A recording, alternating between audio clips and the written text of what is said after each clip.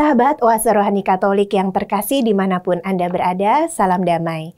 Senang sekali pada kesempatan hari ini kita dapat berjumpa kembali melalui acara Oase Rohani Katolik. Dan saat ini di ruang visual maupun ruang dengar, kita sudah melihat ada Romo Susilo yang sudah hadir di tengah-tengah kita. Halo Romo, apa kabar hari ini Romo? Kabar baik dan luar biasa, Rofi. Amin, Ya. senang melihat Romo dalam keadaan yang sehat dan tetap semangat. Semangat, Rofi. Semangat selalu. Dan tentunya bersama dengan saya Immaculata Raufi, kita 1 jam ke muka akan bersama-sama merenungkan firman Tuhan yang pastinya akan memberikan pencerahan dan pengharapan bagi kita semua pada hari ini. Baiklah, sebelumnya kita akan memulai dengan doa. Silakan Romo. Marilah kita berdoa dalam nama Bapa dan Putera dan Roh Kudus. Amin. Amin.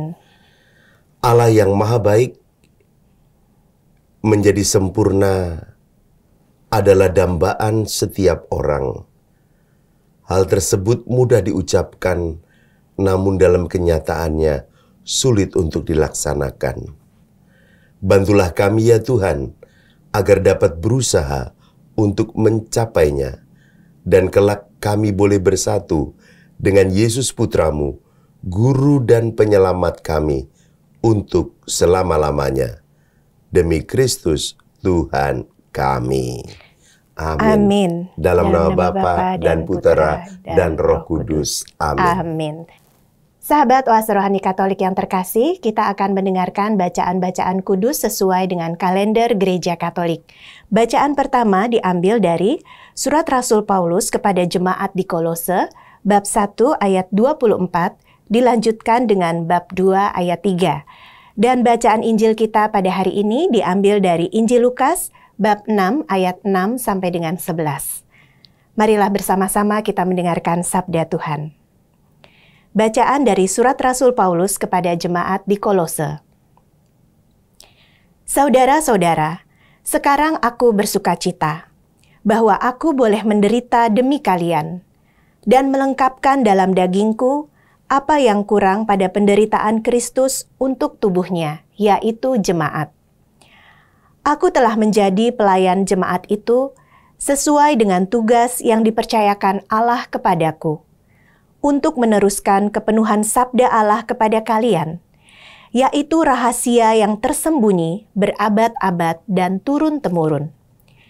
Kini dinyatakan kepada orang-orangnya yang kudus. Allah berkenan memberitahu mereka betapa kaya dan mulianya rahasia itu di antara bangsa-bangsa lain, yaitu Kristus ada di antara kalian. Dialah harapan akan kemuliaan. Dialah yang kami beritakan, dengan memperingatkan setiap orang dan mengajar mereka dengan segala hikmat, untuk memimpin setiap orang kepada kesempurnaan dalam Kristus. Itulah yang kuusahakan dan kuperjuangkan dengan segala tenaga, sesuai dengan kuasa-Nya yang bekerja dengan kuat dalam diriku. Saudara-saudara, aku ingin agar kalian tahu betapa beratnya perjuangan yang kulakukan bagi kalian, bagi mereka yang di Laodikia, dan bagi semuanya yang belum mengenal aku secara pribadi. Semoga hati mereka terhibur dan mereka bersatu dalam kasih, sehingga mereka memperoleh segala kekayaan dan pengertian yang meyakinkan, dan mengenal rahasia Allah, yaitu Kristus. Dalam Dialah tersembunyi segala harta, hikmat, dan pengetahuan. Demikianlah sabda Tuhan. Syukur kepada Allah. Setelah kita mendengarkan bacaan pertama, mari dengan segenap hati kita menaikkan Mazmur tanggapan. Tuhanlah keselamatan dan kemuliaanku. Tuhanlah keselamatan dan kemuliaanku. Hanya pada Allah saja aku tenang, sebab daripadanya lah harapanku. Hanya Dialah gunung batuku dan keselamatanku. Hanya Dialah kota bentengku, aku tidak akan goyah. Tuhanlah keselamatan dan kemuliaanku. Percayalah kepadanya setiap waktu, hai umat. Curahkanlah isi hatimu di hadapannya. Allah ialah tempat perlindungan kita. Tuhanlah keselamatan dan perlindunganku. Marilah kita siapkan hati untuk mendengarkan bacaan Injil. Haleluya, haleluya, haleluya. Haleluya, haleluya, haleluya. Domba-dombaku mendengar suaraku, sabda Tuhan. Aku mengenal mereka, dan mereka mengenal aku. Haleluya, haleluya, haleluya. Tuhan bersamamu Dan bersama rohmu. Inilah Injil suci menurut Lukas. Dimuliakanlah Tuhan. Pada suatu hari Sabat, Yesus masuk ke rumah ibadat, lalu mengajar. Di situ ada seorang yang mati tangan kanannya. Ahli-ahli Taurat dan orang-orang Farisi mengamat-amati Yesus. Kalau-kalau ia menyembuhkan orang pada hari Sabat, agar mereka mendapat alasan untuk menyalahkan dia. Tetapi Yesus mengetahui pikiran mereka. Ia berkata kepada orang yang mati tangan kanannya, "Bangunlah dan berdirilah di tengah." Maka bangunlah orang itu dan berdiri di tengah. Lalu Yesus berkata kepada mereka, "Aku bertanya kepada kalian, manakah yang diperbolehkan pada hari Sabat, berbuat baik atau berbuat jahat? Menyelamatkan orang atau membinasakannya?" Sesudah itu ia memandang sekeliling kepada mereka semua, lalu berkata kepada orang sakit itu, "Ulurkanlah tanganmu." Orang itu mengulurkan tangannya dan sembuhlah ia. Maka meluaplah amarah ahli-ahli Taurat dan orang Farisi. Lalu mereka berunding, apakah yang akan mereka lakukan terhadap Yesus. Demikianlah sabda Tuhan. Terpujilah Kristus.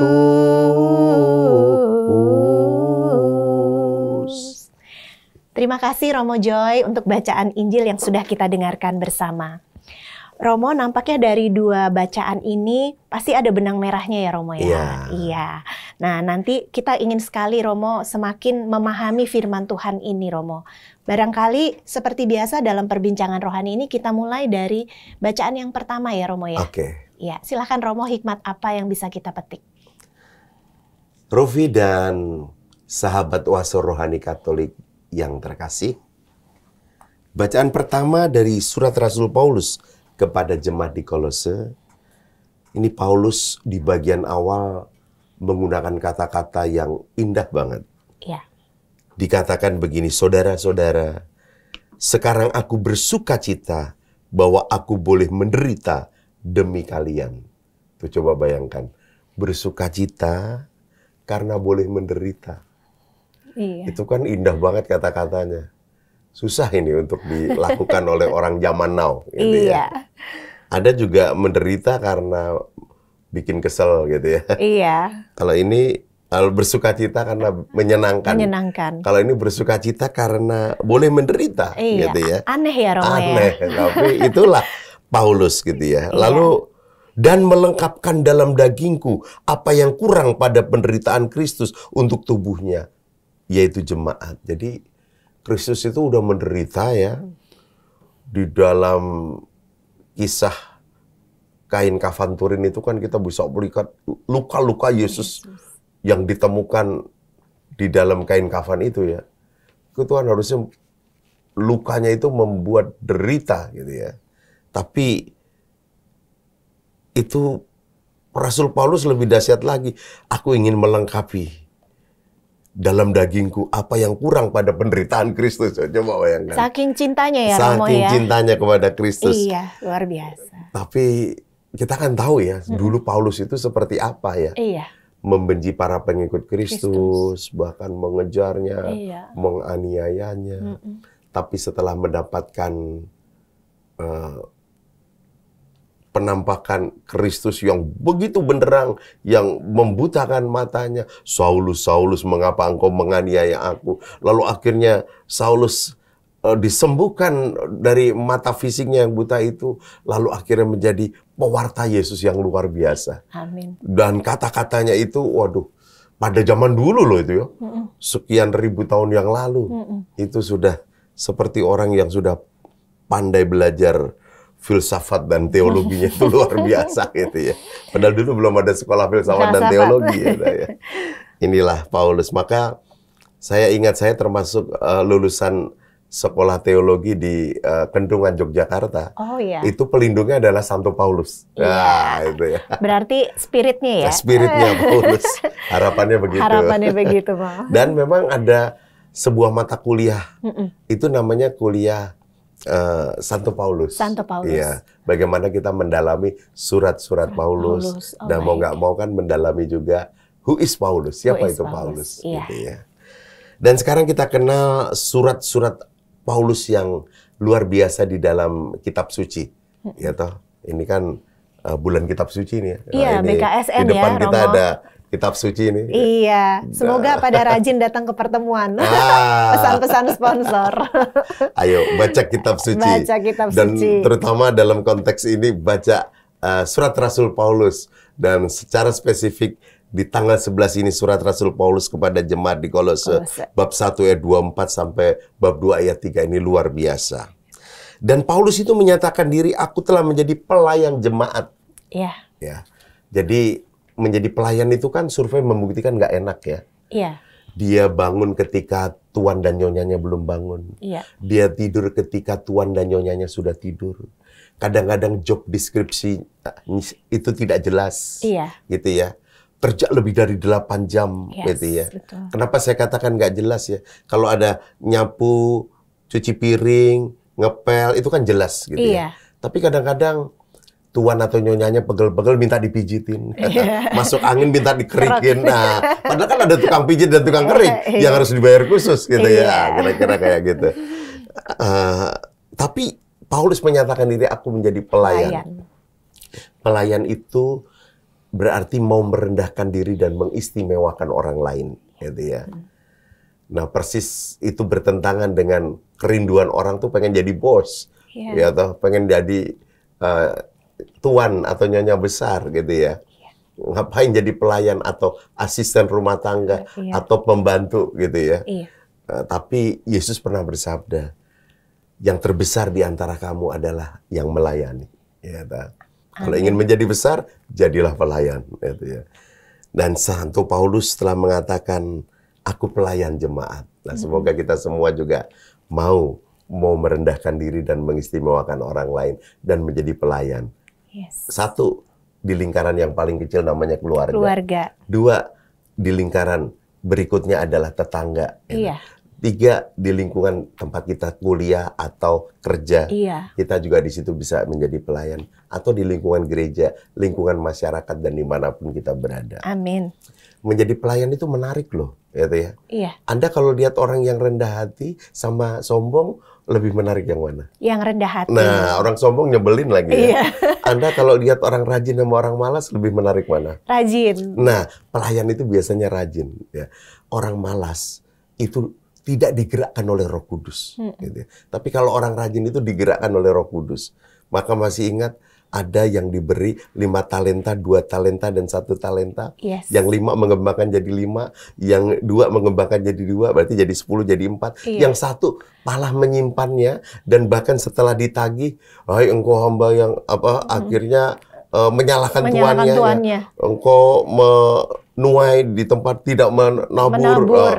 Akhirnya, hai hamba yang malas dan jahat. Jadi orang malas itu orang yang jahat. Gitu ya. Jadi kalau mau tahu ini digerakkan oleh Roh Kudus atau enggak, dia rajin. Lalu dia mau merendahkan diri dan mengistimewakan orang lain. Mau jadi pelayan. Dan itulah Santo Paulus. Dia keliling. Kelilingnya itu kemana-mana loh ya. Kalau kita baca surat Rasul kepada jemaat di Kolose, di Galatia, di Korintus, ini di Roma, di Tesalonika, dia keliling. Itu artinya dia rajin untuk mewartakan Kristus, mengistimewakan jemaat atau umatnya supaya menjadi lebih baik. Dan yang diwartakan adalah dia mewartakan dengan segala hikmat. Nah, jadi jangan mewartakan dirinya sendiri. Orang yang mewartakan dirinya sendiri itu bicaranya selalu aku. Kalau dengan hikmat itu bicaranya Kristus. Tuhan yang diwartakan, bukan dirinya yang diwartakan gitu. Maka ada bahaya nih orang seperti saya ini ya. Atau ya pastor, pendeta, mungkin juga ustadz, mungkin juga biku, atau para pemimpin jemaat, atau boleh dikatakan pelayan jemaat gitu ya. Itu kalau terpeleset bisa jatuh mewartakan diri sendiri. Bukan mewartakan Tuhan yang harusnya dia wartakan. Tapi Paulus mewartakan Kristus dengan hikmat. Bahkan meminta jemaatnya itu supaya hidup dalam kesempurnaan Kristus atau kesempurnaan di dalam Kristus. Nah, ngomong-ngomong tentang sempurna, sebenarnya nggak ada yang sempurna. Tapi kita menuju kepada kesempurnaan itu. Saya jadi ingat sebuah lagu ya. Kau begitu sempurna, ya toh? Tapi itu kalau lagi jatuh cinta, ya, seolah-olah memandang yang dia cinta itu sempurna.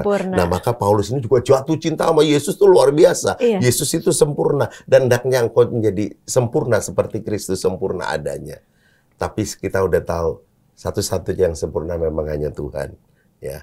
Dan kita belajar untuk menjadi sempurna. Pernah masih ingat dalam perikop yang berbeda, ada pemuda yang kaya raya, lalu dia bertanya bagaimana untuk memperoleh hidup yang kekal, lalu ya taati 10 perintah, itu sudah kulakukan. Ya kalau mau lebih sempurna lagi, jual seluruh harta milikmu, berikan kepada orang miskin, lalu ikuti aku. Lalu apa yang dikatakan pemuda yang miskin itu? Sedihlah pemuda itu karena hartanya banyak. Jadi dia diikat hatinya, hidupnya itu oleh hartanya. Nah itu berarti sulit untuk menuju kepada kesempurnaan dalam Kristus. Kalau kesempurnaan dalam Kristus, seperti Paulus, adapun hidupku ini bukannya aku lagi, melainkan Kristus yang hidup di dalam aku. Ada lagunya tuh ya, Adapun hidupku ini bukannya aku lagi, melainkan Kristus yang hidup di dalam aku. Kayak gitu ya, kira-kira gitu. Jadi kalau kita tiap hari itu makannya tempe, adapun hidupku ini bukannya aku lagi, melainkan tempe yang hidup di dalam aku. Kalau aku cari duit, pikiranku duit dari bangun pagi sampai tidur. Adapun hidupku ini bukannya aku lagi, melainkan duit yang hidup di dalam aku. Tapi kalau aku itu baca firman Tuhan, berdoa kepada Tuhan, ya tentu Tuhan hadir dalam diri Yesus. Maka adapun hidupku ini bukannya aku lagi, melainkan Kristus yang hidup di dalam aku. Nah, ini pupung bulan kitab suci. Ayo baca kitab suci, pasti akan mengenal Kristus. Ayo berdoa, maka kita akan berjumpa dengan Kristus. Kan dia hanya sejauh doa. Terus kan lagu sekolah minggunya, baca kitab suci, doa tiap hari, kalau mau tumbuh. Mari kita juga bertumbuh seperti Paulus juga bertumbuh dan mengajarkan jemaatnya untuk bertumbuh dalam kesempurnaan Kristus. Nah sekarang pertanyaannya, sempurna di dalam Kristus itu ternyata adalah bersatu dalam kasih. Ya toh? Tentu dalam kasih Kristus. Sehingga hidup kita juga mengikuti ajaran Kristus. Dan ajaran yang terutama yang diajarkan oleh Yesus, atau hukum yang terutama adalah hukum cinta kasih. Nah inilah nanti yang ingin kita gali lebih dalam bacaan Injil hari ini. Bacaan Injil, bagaimana hidup dalam kasih, dan bagaimana kasih itu versus hukum atau peraturan. Amin. Menarik sekali nih Romo ya. Jadi kita mau langsung lanjut aja ya ke dialog iman. Tapi sebelumnya kita dengarkan dulu yang satu ini.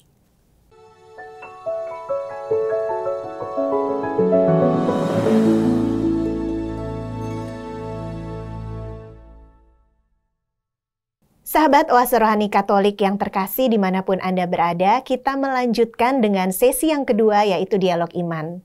Romo tadi dialog iman, Romo mau membahas atau mewartakan kabar gembira ya Romo dari bacaan Injil. Silakan Romo.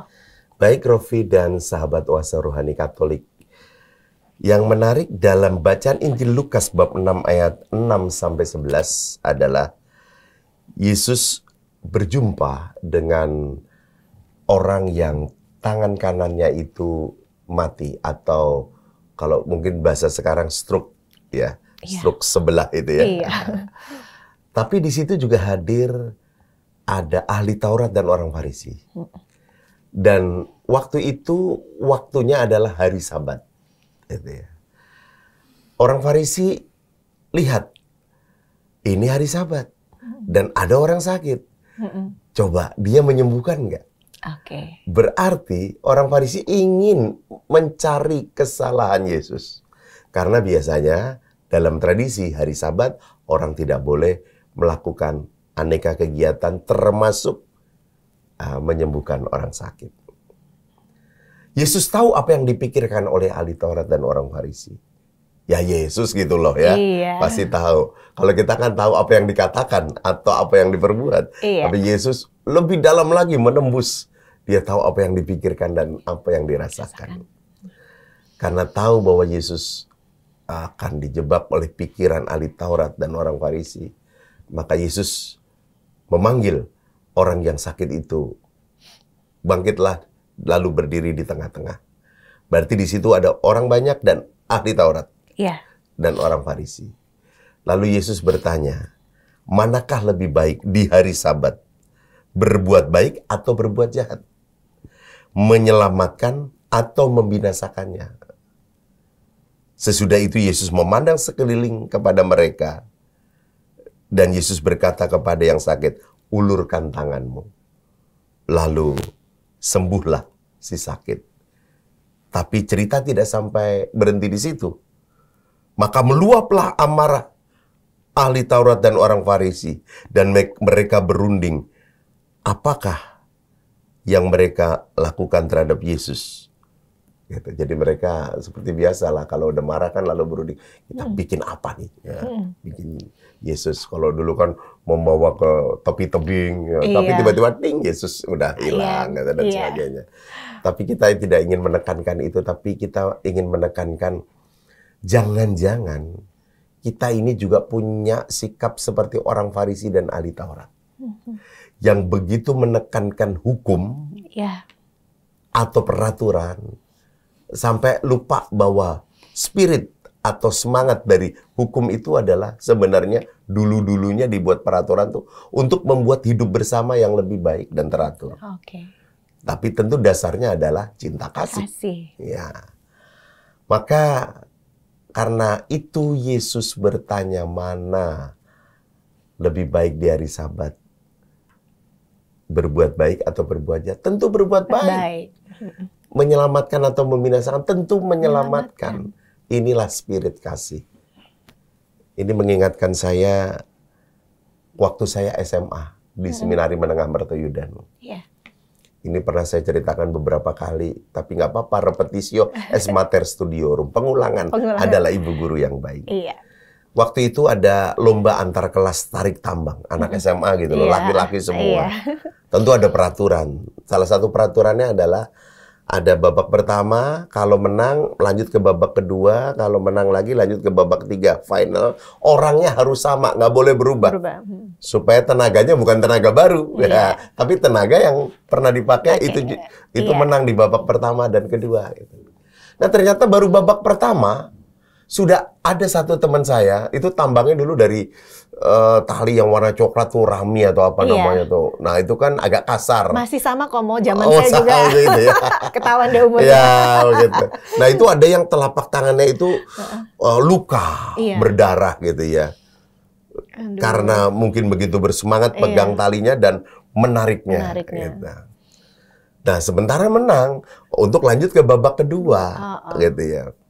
Lalu mulailah akan mengganti teman kita yang berdarah. Tapi panitia kecilnya peraturan bilang nggak boleh. Ya, gitu ya.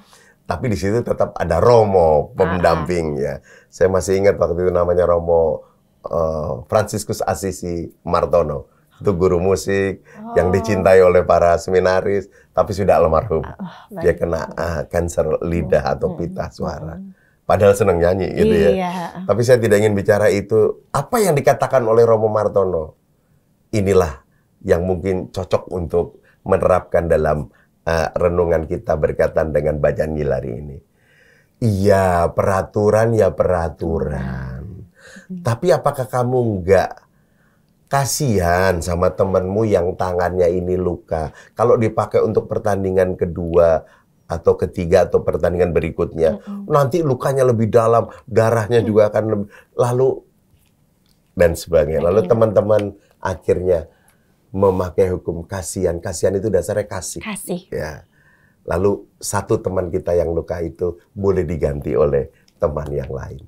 Nah, itulah supaya kita tidak kaku dengan peraturan sampai melupakan kasih, tapi kita harus kembali kepada ini memang sedikit melanggar peraturan, tapi demi kasih itu kulakukan. Yaitu tadi, Sabat nggak boleh, tapi atas nama kasih berbuat baik dan menyelamatkan.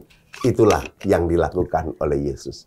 Nah, semoga kita bisa do the best melakukan kasih di atas semua peraturan dan hukum.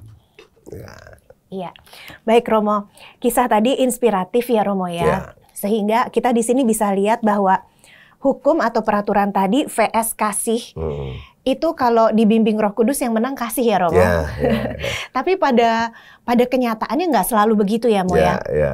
Apalagi mungkin kalau di tempat kerja Romo. Atau yang paling jelas sih yang saya tahu di tempat kerja itu kan katanya saling sikut menyikut nih Mo. Iya, supaya mau naik ke atas tuh udah deh segala cara dipakai. Nah, apakah pesan Romo nih bagi saat ini pasti ada yang nonton OMK ya Romo ya? Atau mungkin saudara-saudari kita yang eksekutif muda seperti itu. Bagaimana sih Romo peraturan melawan kasih? Jadi dalam hal ini adalah ketika mungkin kita yang diperlakukan tidak baik karena ada peraturan-peraturan gini dan gitu, tapi sebetulnya kita tidak salah gitu loh Mo. Bagaimana ya? Maksudnya kan kadang ada orang yang nggak salah tapi difitnah gitu loh Romo. Atas nama peraturan gitu. Tuh bagaimana menyikapinya ya Mo ya? Ya ini kita harus kembali, apa itu kasih ya? Kasih itu kan kalau menurut 1 Korintus 13 ya, perikop tentang kasih kan, kasih itu lemah lembut, memaafkan, murah hati, tidak cemburu, tidak sombong, tidak memegahkan diri, tidak mencari keuntungan diri. Ya, kasih tidak berkesudahan. Nah, tadi mungkin dia memfitnah teman itu mencari keuntungan diri, ya kan? Lalu dia kehilangan kelemah lembutan dan kemurahan hatinya. Gitu. Kalau toh salah, benar-benar salah, dia tidak mengampuni, padahal kasih itu mengampuni, gitu ya. Jadi kita harus kembali ketika kita punya kesulitan untuk menerapkan kasih, coba baca 1 Korintus 13. Atau setidaknya kalau nggak mau baca kitab sucinya, gitu ya, itu udah ada ringkasan lagunya kok. Kasih pasti lemah lembut, kasih pasti memaafkan, kasih pasti murah hati. Ya, kasihmu Tuhan. Jadi lemah lembutlah dan jangan kasar. Dan mengampunilah dan jangan nyimpen sakit hati. Ya. Karena nyimpen sakit hati, tumpukan sakit hati bisa jadi benci. Penyakit. Loh. Oh, dikirain bisa jadi penyakit. Tumpukan benci bisa jadi dendam. Nah, dendam yang kesumat mau dikeluarin nggak bisa keluar, masuk lagi ke dalam bisa jadi benjolan. Nah, itulah sakit. Iya, betul ya. Jadi sebelum kita pengen istilahnya menghukum orang, padahal orang itu hanya berbuat kesalahan sedikit ya, ingatlah tadi pesan Romo yang berdasarkan firman Tuhan tadi ya Romo ya.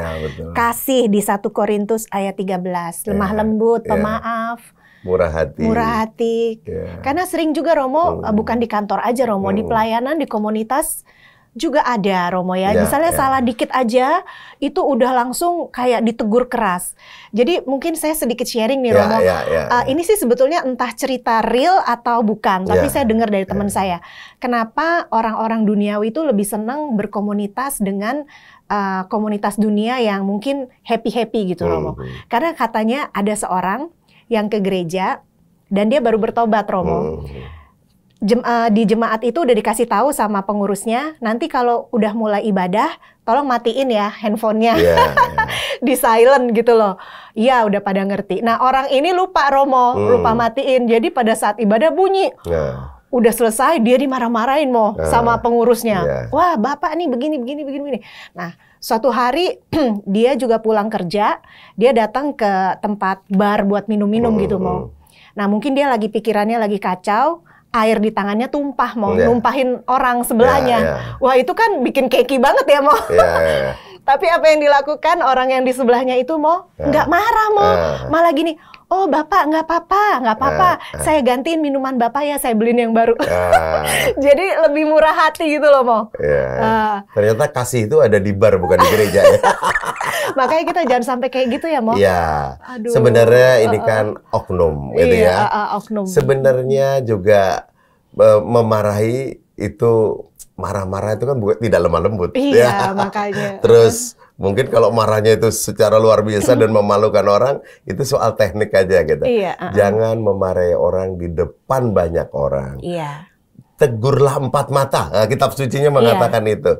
Atas nama kasih pasti orang itu akan ingat terus sepanjang masa. Kalau sebentar Pak, saya boleh bicara. Lain kali, setiap kali memasuki gereja, jangan lupa silent. Dia akan ingat terus, karena kelemah lembutan itu apalah akan menyentuh hatinya. Dibanding emosi dan marah-marah, apalagi marahnya di depan orang, lalu dia jadi malu, kapok, dan bahkan mungkin nggak mau ke gereja lagi hari itu. Itu dia. Maka ya udah, kita jangan jadi pribadi yang tanpa hikmat. Nah, itu kan tadi Paulus mengajar dengan hikmat gitu ya. Jadi kalau mau tahu mudah emosi dan marah-marah, itu bukan Roh Kudus, tapi jangan-jangan roh yang membakar hati dan pikirannya. Itu roh jahat gitu ya. Ini juga saya punya kisah nyata. Tapi saya bacanya itu di media. Kisah nyata itu adalah ada seorang nenek, anaknya sakit, dia punya cucu yang lapar.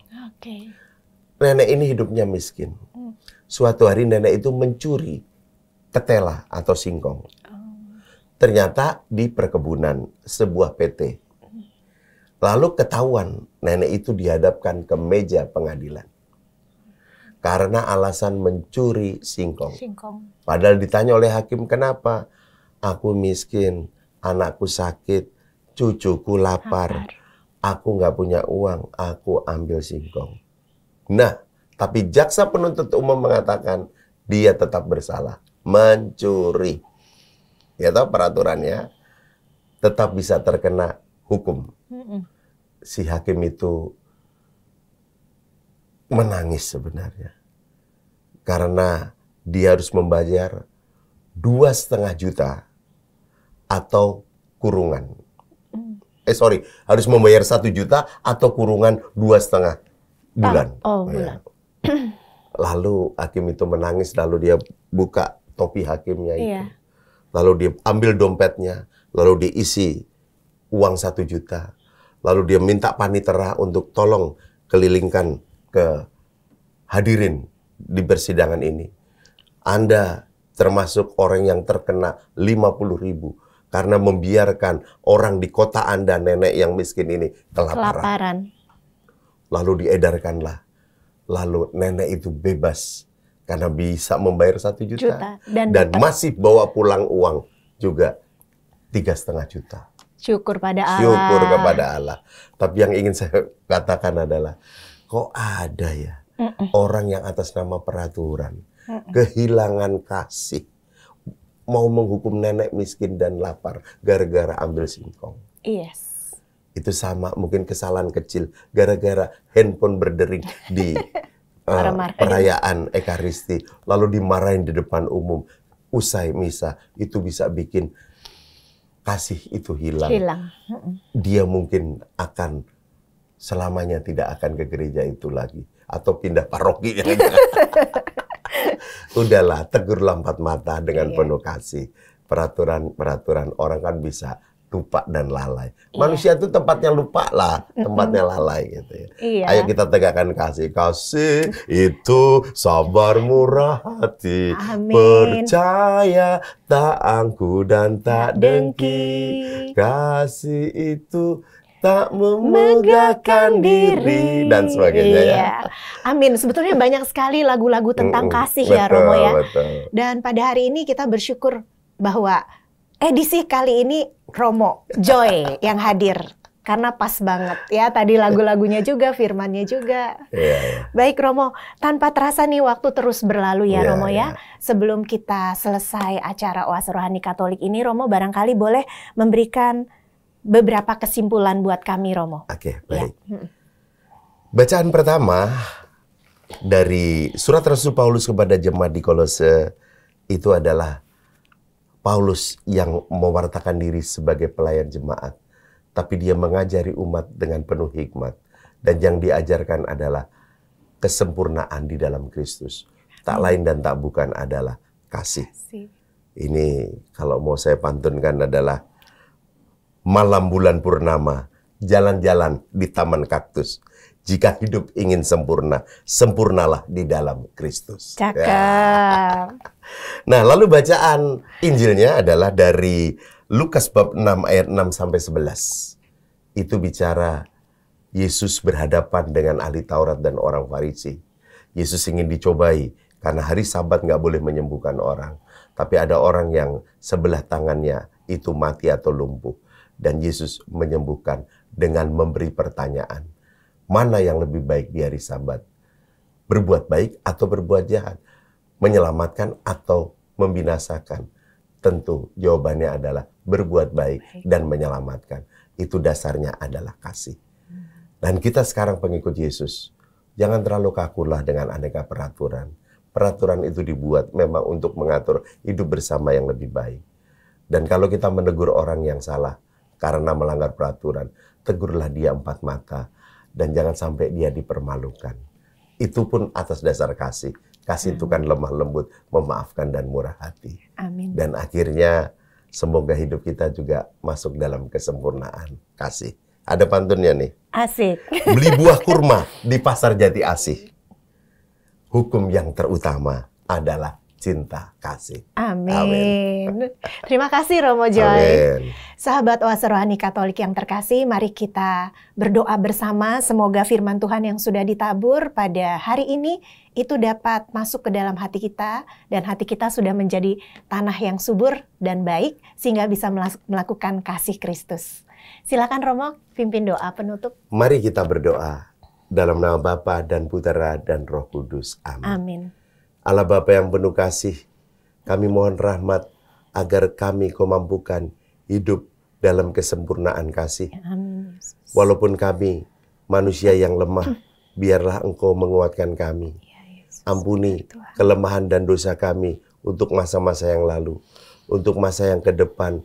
Semoga kami memandang aneka peraturan dan hukum dengan semangat kasih. Amin. Terutama buatlah kami mampu lemah lembut, memaafkan dan murah hati pada sesama kami. Di keluarga, di lingkungan gereja, di lingkungan masyarakat, dan dimanapun kami berada. Demi Kristus Tuhan kami. Amin. Tuhan bersamamu. Dan bersama rohmu. Semoga kita sekalian, keluarga kita, pelayanan kita, diberkati oleh Allah yang Maha Kuasa, Bapa dan Putera dan Roh Kudus. Amin. Amin. Sahabat Oase Rohani Katolik yang terkasih, selamat melanjutkan aktivitas Anda pada hari ini. Selalu gembira dan tetap semangat.